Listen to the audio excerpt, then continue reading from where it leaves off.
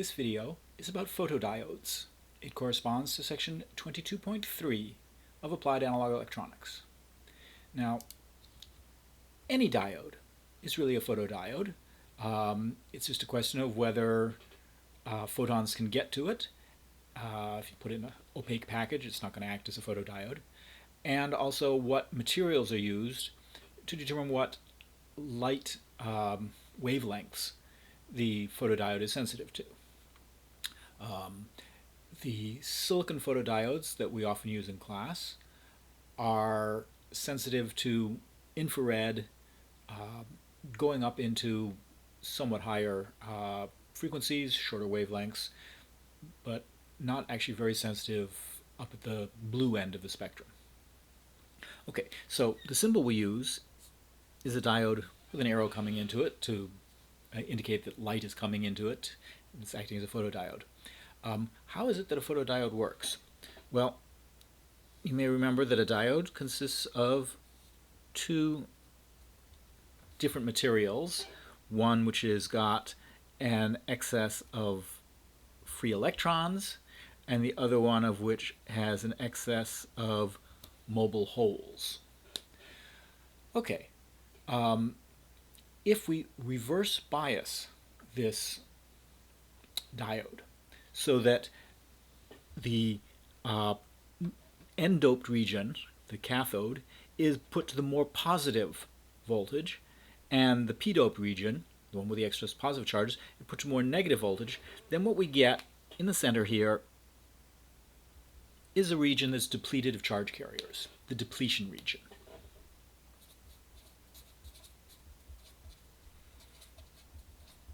And the whole thing basically acts as a capacitor, because the depletion region, not having any charge carriers, is non-conducting. It's an insulator.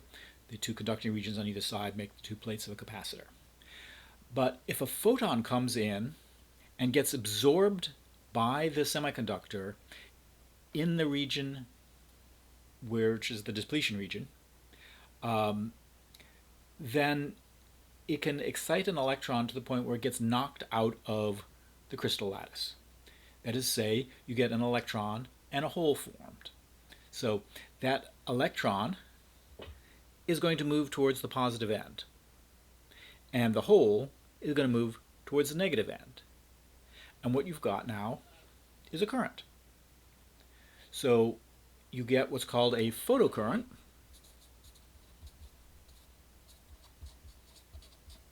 that is proportional to the number of photons that are absorbed and excite electrons to the point where they get knocked loose from the crystal structure. And this linear behavior, that the current is proportional to the amount of light, is a very nice property of photodiodes. It's linear over like 7 decades of light intensity, which is a very wide range of linearity. Not very many of our sensors have that sort of dynamic range. Now, there are some different ways that you can use photodiodes. What I've been talking about here is what's called photoconductive mode. So in photoconductive mode, you're applying a reverse bias. So you're expecting to get no current through the diode. But you do get some current, and that current is proportional to the number of photons absorbed. And that's the usual way for using a photodiode in measurement, because we get this great linearity. There's another way that you can use it, and that's what's known as the photovoltaic mode. And in photovoltaic mode, we don't apply an external voltage, an external reverse bias. Instead, when we get this depletion region, we have a natural depletion region just from the N and P's canceling with each other when they're close to the junction. And in photovoltaic mode, what happens is the photocurrent charges up the capacitor until you get to a high enough voltage to the capacitor that the diode would actually start conducting. So you end up with a voltage across the the diode that is about a diode drop. And this voltage is pretty much independent of how much light there is, as long as there's enough light to get some charging the capacitor. But the amount of current we can take out of this depends on how much light there is. So in photovoltaic mode, you get a voltage that's produced naturally by the diode, and you can measure how much current you can get at that voltage to measure how much light there is. It's not as linear as the photoconductive mode, but you don't need to apply a bias voltage. In fact, the photovoltaic mode for a photodiode is basically what a solar cell is. Solar cell is just a very large area photodiode. Okay, when we're using these things for measurement, so we're just going to be talking about the photoconductive mode now, there is a problem. And that is, I said that when we reverse bias it, we don't get any current. But that's not true. We actually do get a current even when there's no light. And that's what's referred to as the dark current.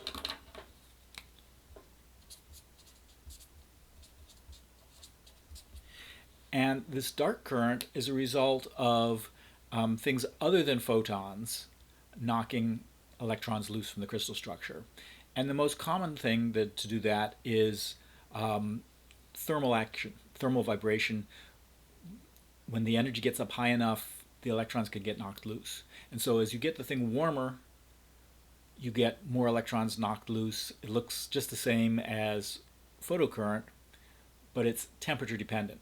Let's actually take a quick look at a data sheet for a particular photodiode. This photodiode is the PD2046C diode, but it's kind of typical of other photodiodes you might see. And if you take a look at this plot here on the left is the dark current. Now it says reverse dark current because all the currents we're talking about, the photocurrent or the dark current, are reverse currents. They're currents when the diode is reverse biased, not forward biased. And here they've got a reverse bias of 10 volts. So by putting a very large reverse bias on it, you make the capacitance small by increasing the size of the depletion region. You also make the thing a little bit more sensitive because there's a bigger region for the sensitive active part of the diode. And you can see that as the temperature goes up, the dark current is going up exponentially. So we go from something that's down near 1 nanoamp up to almost a microamp in the normal operating range of this photodiode. So this is a serious problem. If you get the things warm, you get a lot of dark current. If you look at how much light current there is, now here they're talking about lambda is 940 nanometers. That's in the infrared. That's because this is a silicon photodiode, and the silicon ones have their optimum sensitivity in the infrared at around 940 nanometers. So this is sort of the peak sensitivity of it. And you can see that the range that the sensitivity they're looking at, they're talking about 1 to 5 microamps. Well, that 1 microamp is pretty close to the dark current we get when the thing's at its maximum operating temperature of 85 degrees C. So basic bottom line here is for photodiodes, keep them cool, because otherwise it's a hard time distinguishing between the light and the dark current. The thermal currents look just the same as the photocurrents. So we want to usually keep photodiodes and most of our photosensors cool to avoid this exponential growth in the dark current. Okay, the only other thing you need to know is that the speed of the photodiodes, how fast they respond, is largely dependent on how much capacitance they have. And so putting a large reverse bias voltage on them generally makes them behave faster, because by increasing the thickness of the depletion region, you are decreasing the capacitance. And quite often, because these things are used for signaling purposes, they'll often give you um, capacitance versus reverse voltage curves and response times, how fast the thing takes to respond as a function of really the capacitance and the load resistance.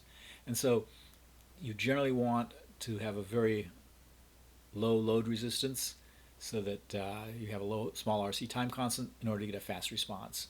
And here they're talking about response times ranging from in nanosecond up to a few microseconds. And that's a pretty wide range, again, of speed based on RC time constants. Okay, that's probably all we need to know about photodiodes, because in this class we're actually not going to be using photodiodes, but phototransistors, which I will save for a separate video.